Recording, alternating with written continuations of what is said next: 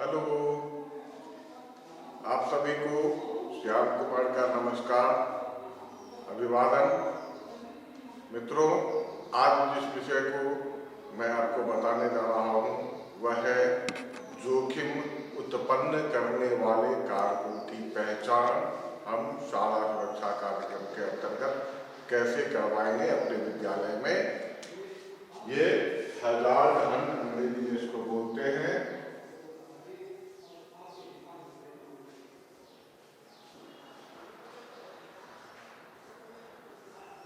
आप जानते हैं हैजार्ड का मतलब क्या होता है।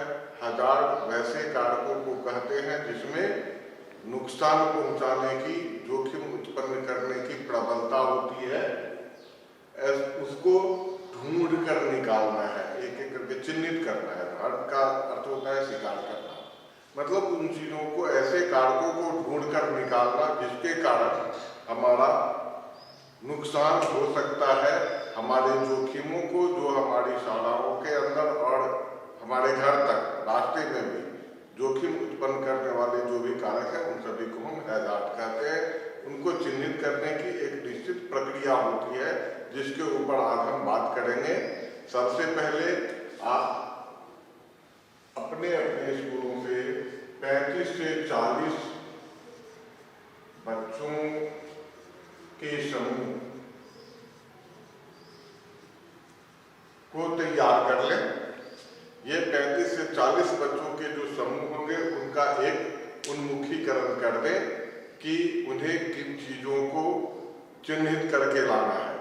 पिछले कई सत्रों में हमने समझ बनाई है, आप सभी उस चीज को समझ गए होंगे कि हैजार्ड किसको कहते हैं और उसमें स्ट्रक्चरल हैजार्ड्स क्या है और नॉन स्ट्रक्चरल हैजार्ड्स क्या है।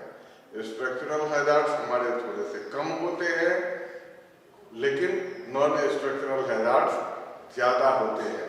तो निश्चित रूप से जो गैर संरचनात्मक नॉन स्ट्रक्चरल हैजार्ड्स है उसकी सूची लंबी होगी, स्ट्रक्चरल की सूची थोड़ी छोटी होगी, क्योंकि स्ट्रक्चर में बहुत कम चीजें आती है। दीवार, लिंटल बेम, पिलर्स, सीलिंग, ये सभी चीजें स्ट्रक्चर के पार्ट होते हैं। इसके अलावा खिड़की, दरवाजे, वायरिंग, पंखे लगे हुए, उपस्कर जो भी है, हमारे फर्नीचर वगैरह, अलमारियां, ये सभी स्ट्रक्चर के पार्ट नहीं होते हैं। इनको हम मनचाहे ढंग से सजा सकते हैं, तो ये सभी नॉन स्ट्रक्चरल में आएंगे। जल एवं स्वच्छता संबंधी मुद्दे हैं जो नॉन स्ट्रक्चरल है। इन सभी चीजों को हम जानते हैं, इसके बारे में बताएंगे। लोगों के व्यवहार संबंधी जो बातें हैं वो जिसके कारण बच्चियों का ड्रॉप आउट होता है, रास्ते में पड़ने वाले हाईवे, रास्ते में पड़ने वाले नाले, गड्ढे, नहरें, झाड़ियां, मधुमक्खी के छत्ते, ऐसी जगहें जहां पर ज्यादातर सांप की बॉम्बियां मिलती है, जहां सांप निकलते हैं। तो ये सभी हमारे जोखिम उत्पन्न करने वाले कारक हैं जिनको हम चिन्हित करवा सकते हैं। ये सभी नॉन स्ट्रक्चरल में आएंगे। तो इस तरह से आप उनको ओरिएंट कर देंगे, एक बार प्रशिक्षित कर देंगे और तब उनको 3 तरह की चीजों को ढूंढकर सूचीबद्ध करने के लिए कहेंगे, उन्हें भेजेंगे। उनको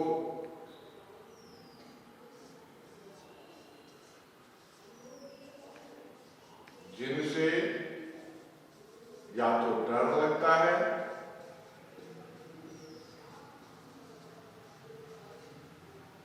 या फिर घृणा होती है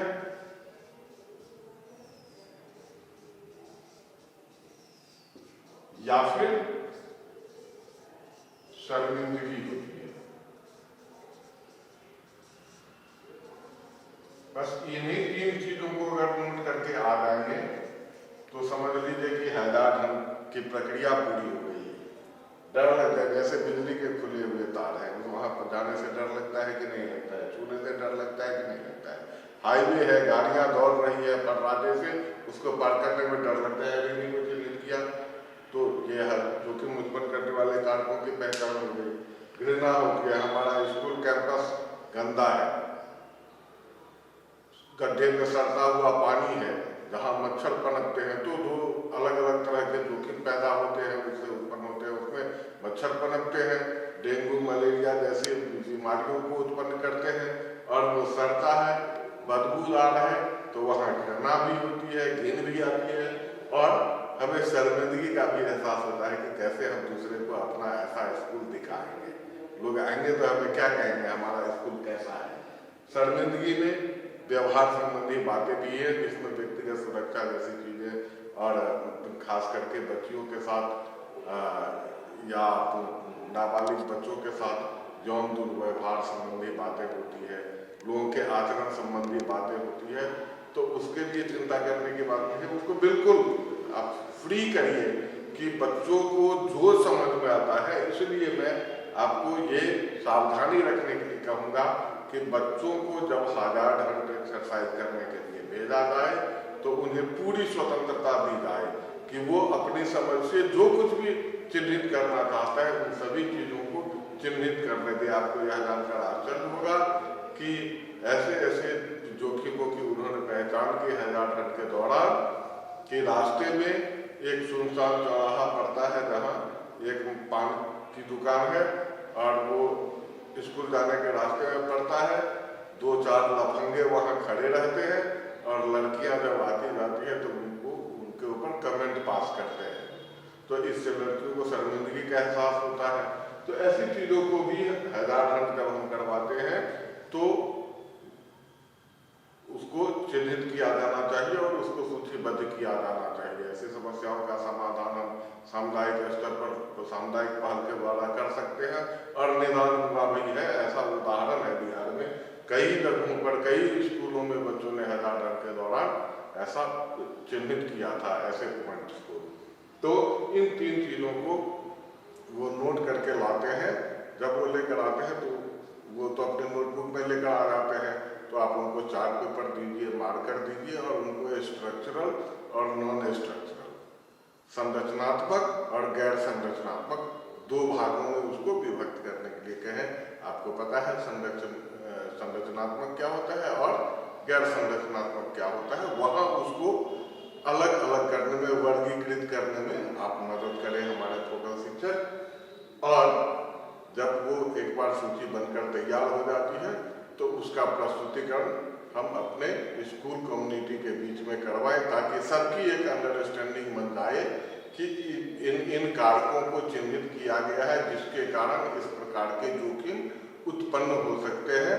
और फिर सबके सहयोग से, सबकी सहमति से, सबकी भागीदारी से हम अगली प्रक्रिया पूरी करेंगे, जिसमें मुख्य रूप से हम करेंगे कि आपदा जोखिम न्यूनीकरण योजना का सूत्रण करेंगे। स्कूल डिजास्टर मैनेजमेंट प्लान बन पाएगा उसी डिस्कशन के आधार पर। सो इस प्रक्रिया को इस प्रकार हम पूरा करते हैं। जब इनको हम तैयार कर लेते हैं तो 10-15 के समूह में बांट करके उनको भेज दें। वो ऐसी चीज़ों को चिन्हित करके लाएं, फिर एक प्रस्तुतिकरण अपना तैयार करें और प्रस्तुत करें विद्यालय समुदाय के बीच। इस प्रकार से हम हैजार्ड की प्रक्रिया संपूर्ण करते हैं। धन्यवाद, फिर मिलेंगे।